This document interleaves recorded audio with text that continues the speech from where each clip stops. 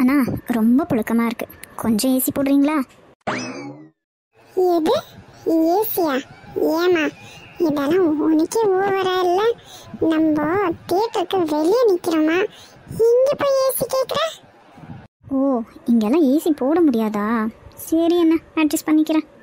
சுனி, இது என்ன எங்கேயோ கேட்ட குரலாக இருக்கே? ஏய் சுனி, உங்கள் அப்பாடி.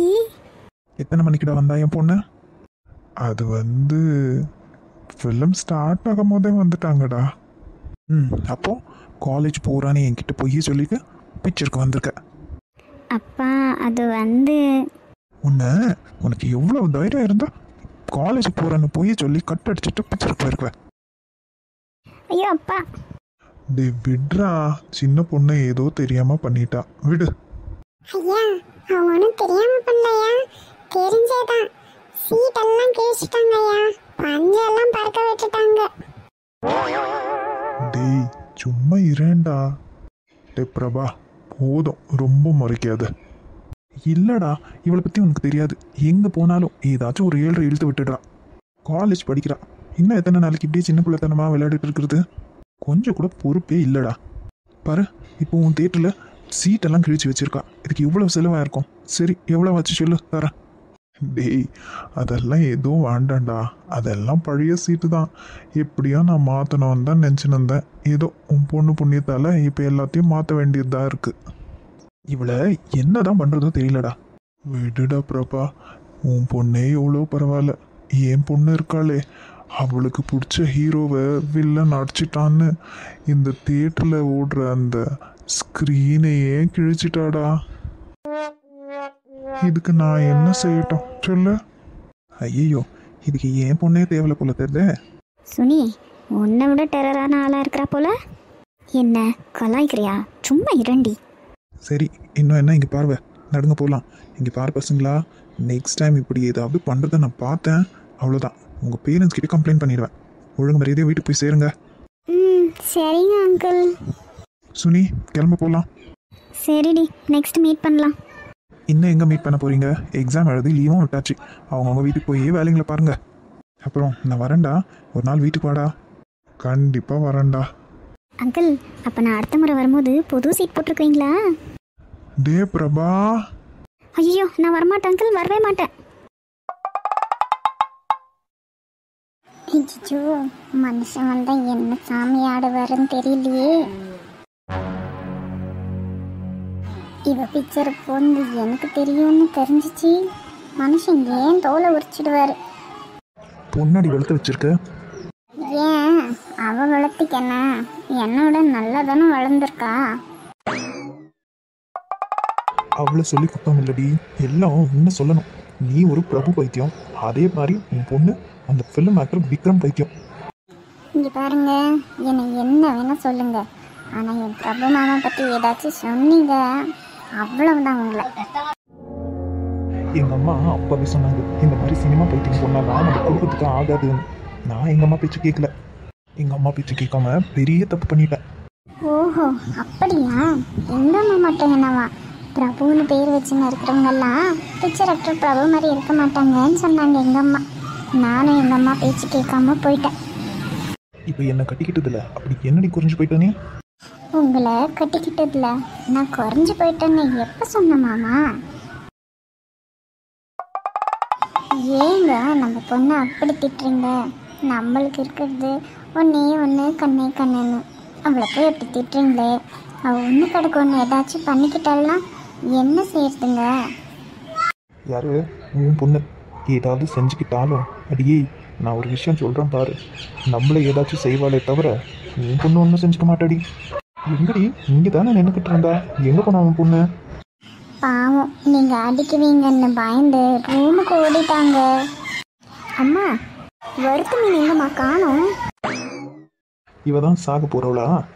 ஐயோ, இப்படி மானத்தை வாங்குறாளே. அவளை விடுங்க, நீங்கள் சாப்பாட்டுக்கு வந்ததும் பெரிய மாமா உங்களை அங்கே வர சொன்னார்.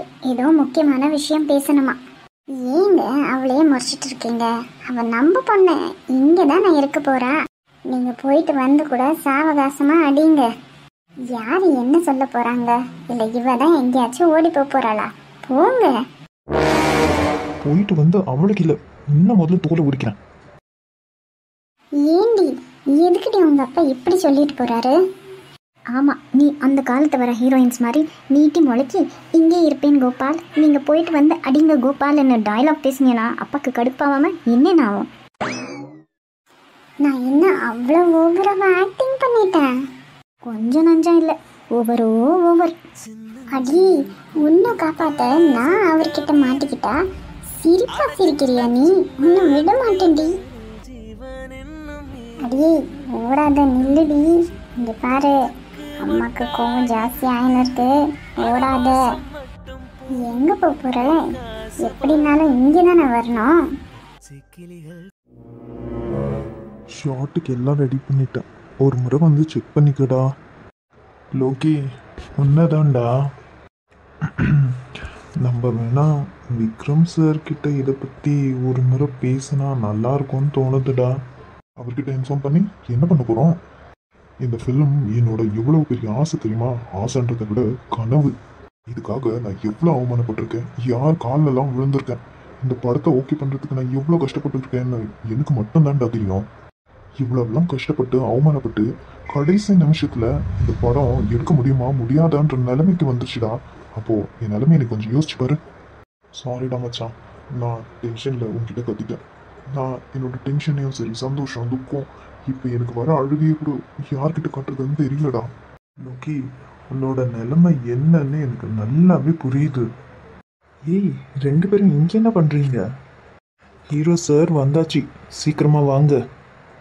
இதோ வந்துக்கிட்டே இருக்கோம், நீ போடா. என்ன இருந்தாலும் அங்கே போய் பார்த்துக்கலாம், இப்போ வர மச்சான். அவி, நான் சொல்கிறேன் இல்லை, எல்லாம் நல்லபடியாக நடக்கும், நீ வா. முரளி, நான் எத்தனை நாளை கேட்டுட்ருக்கேன்ப்பா, வேற நான் பார்க்கணும்ல, என்னை கூப்பிட்டுன்னு போயேன், இல்லைன்னா அவனையாச்சும் இங்கே வரவையேன். அப்பா, உங்களுக்கு எத்தனை தடவை சொல்றது அந்த அடுங்காதவனை பற்றி என்கிட்ட பேசாதீங்கன்னு? எப்போ அவன் நம்மள முக்கியம் இல்லைன்னு தூக்கி எறிஞ்சிட்டு அந்த படத்தை நடிக்க போனானோ அப்போ வந்து அவனை பற்றி பேசவே எனக்கு விருப்பம் இல்லைப்பா. அவனுக்கு நம்மள வேண்டாம்னா நம்மளுக்கும் அவனை தேவையில்லை. என்னப்பா, நம்மளுக்கு இருக்கிறது அவன் ஒருத்தன் தானே, அவனை தேவையில்லைன்னு தூக்கி எறிஞ்சா அந்த அக்கறை அவனுக்கு இருக்கணும்ப்பா. வயசானவங்களை விட்டுட்டு வந்திருக்கோமே, அவங்க வேண்டான்னு சொன்னதை நம்ம இப்படி எல்லாம் பண்றோமேன்னு அவனுக்கு அந்த எண்ணம் இருக்கணும். சரிப்பா, நீ வராத, நம்ம வீட்டில் வேலை செய்கிற யாரையாச்சும் அனுப்ப என் கூட, நான் போய் அவனை பார்த்துட்டு வரேன். எனக்கு 2-3 நாளாவே அவனை ரொம்ப தேடுதுப்பா. அப்பா, நீங்க அவனை பார்க்க போறது எனக்கு சுத்தமா பிடிக்கல. என்ன இவன் பெத்த பையனை ஒரு விரோதியை பார்க்குற மாதிரி பார்க்குறான். இவன் தான் சின்னதுல இருந்து உனக்கு இஷ்டமானதை செய், யார் என்ன சொன்னாலும் உன் மனசு என்ன சொல்லுதோ அதை செய்யுன்னு இல்லாத டைலாக் எல்லாம் அடிச்சுட்டு இப்போ என்னடான்னா நான் சொல்ற பேச்சு கேட்கலான்றான். இதை நான் யார்கிட்ட சொல்லி முட்டிக்கிறதுன்னு தெரியல. அந்த விக்ரமும் அவங்க அப்பனுக்கு சலைச்சமா இல்லைன்னு காமிக்கிறான். ஒரு ஃபோன் பண்றானா, அதுவும் இல்லை. இவனுங்க 2 பேரும் நடுவில் மாட்டிக்கிட்டு நான் தான் திண்டாடுறேன். அம்மா, ஏம்மா எப்பப்பா சாம்பாரில் உப்பே போட மாட்டேன்ற? டேஸ்டாகவே இல்லை. ஏண்டி, அதான் கடிச்சிக்க அத்தனை ஐட்டம் செஞ்சுருக்கேன்ல, என்ன டேஸ்ட்டாக இல்லைன்ற? ஒரு நாள் உப்பு இல்லாமல் சாப்பிட்டா ஒன்றும் ஆயிடாது, சாப்பிடு. அட போம்மா, உன் கூட ஓடி வந்ததில் நான் ரொம்ப டயர்டாயிட்டேன். அந்த வறுத்த மீனை கொஞ்சம் எடுத்துட்டு வாமா. நான் கூட தான் உன் பின்னாடி ஓடி வந்தேன், எனக்கும் டயர்டாக தான் இருக்குது. நீயே போய் கிச்சனில் எடுத்துகிட்டு சாப்பிடு. அம்மா ப்ளீஸ். அதெல்லாம் என்னால் முடியாது. உனக்கு வேணும்னா கிச்சனில் போய் எடுத்து சாப்பிடு. எனக்கு கோவம் வந்துச்சு, கிச்சனுக்கு போய் இருக்கிறத எல்லாத்தையும் எடுத்து போட்டு சாப்பிட்ருவேன். அப்புறம் பார்த்துக்கோ, உனக்கும் அப்பாக்கும் ஒன்று கூட வைக்க மாட்டேன். உங்கள் அப்பா எப்படியோ நம்மளுக்கு கச்சேரி வைக்க வருவார், இது தெரிஞ்சிச்சுன்னா இதுவும் சேர்த்து வைக்குவார். அம்மா, இப்போ எனக்கு மீன் கொடுக்க முடியுமா முடியாதா? உனக்கு தேவைன்னா நீயே எடுத்து போட்டு சாப்பிடு. சே, வர வர இந்த அம்மாக்கு ரொம்ப தான் ஆச்சு. சின்ன பொண்ணுன்னு கூட பார்க்காம எப்படி வேலை வாங்குறாங்க பாரு. அண்ணா, வீட்டில் தான் இருக்கீங்களா? வாடா, கடியிலேருந்து வரியா? சாப்பிட்டியா? இன்னும் இல்லைண்ணே, இப்போ தான் வீட்டுக்கு வந்தேன். தேவி நீங்கள் கூப்பிட்டீங்கன்னு சொன்னா. என்னென்ன விஷயம்? ஏதாச்சும் பிரச்சனையா என்ன? அதெல்லாம் ஒன்றும் இல்லைடா, வா சாப்பிடலாம். நிதானமாக சாப்பிட்டுக்கலாண்ணே, என்ன விஷயம்? அட, சாப்பிட்டுக்கிட்டே பேசலாம், வாடா. சாந்தி, தம்பி வந்துட்டான், சாப்பாடு எடுத்து வை. என்னென்ன பேசணும்னு கூப்பிட்டுட்டு இப்படி விருந்து வச்சுட்டீங்க? ஐயோ தம்பி, இது விருந்தெல்லாம் இல்லை, மதியம் சாப்பாடு தான், சாப்பிடுங்க. வீட்டில் தேவகி இதை விட சூப்பராக சமைப்பான். ஏதோ அட்ஜஸ்ட் பண்ணி சாப்பிடு. பார்த்தீங்களா தம்பி, இதே சாக்கில் உங்கள் அண்ணன் எப்படி என் காலை வாடுறாருன்னு. ஐயோ அண்ணி, உங்கள் சமையல் பற்றி எனக்கு தெரியாதா? சூப்பராக இருக்கும் அண்ணி. சரி, பேசாமல் சாப்பிடுங்க. இங்கேயும் உட்காந்து பிஸ்னஸ் பற்றி பேசாதீங்க. நம்ம எப்படியும் அதை பற்றி தான் பேசுவோன்னு அன்னைக்கு கரெக்டாக தெரிஞ்சிருக்கு பாருங்க. அதான்டா அவங்க அண்ணின்றது. உங்களை திருத்த முடியாது, சீக்கிரமாக சாப்பிடுங்க. இன்னும் எதனா வேணும்னு கேளுங்க, நான் கிச்சனில் வேலையாக இருக்கேன், நான் உள்ளே போகிறேன். அண்ணி இதுவே போதும் அண்ணி. என்னென்ன சொல்லுங்க.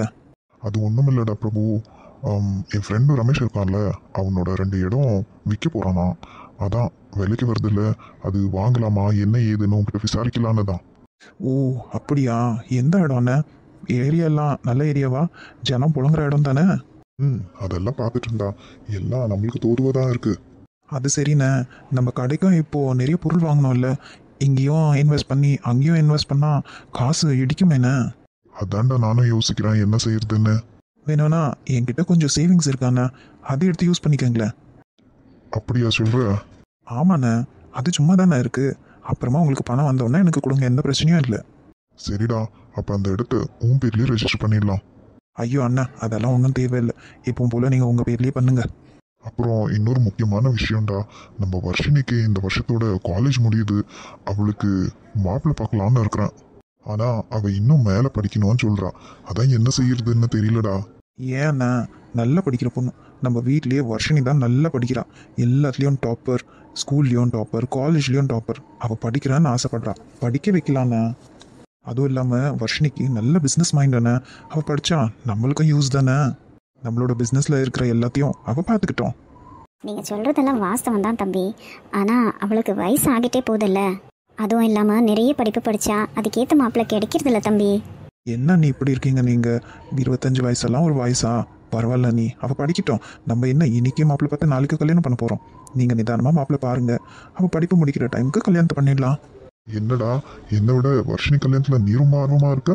இல்லையா பின்ன, நம்ம வீட்டில் நடக்கிற விசேஷம்னு இந்த கல்யாணத்தை ஜாமன் பண்ணணும். நம்ம சொந்தக்காரெல்லாம் பார்த்து அப்படி வியந்து போனோன்னே. அண்ணி, நீங்கள் நாளைக்கே நம்ம வர்ஷினியோட ஜாதகத்தை தரகர்கிட்ட எடுத்துன்னு போய் கொடுங்க அண்ணி. அவர் கல்யாண யோகம் இருக்கா இல்லையான்னு பார்த்து சொல்லட்டும்.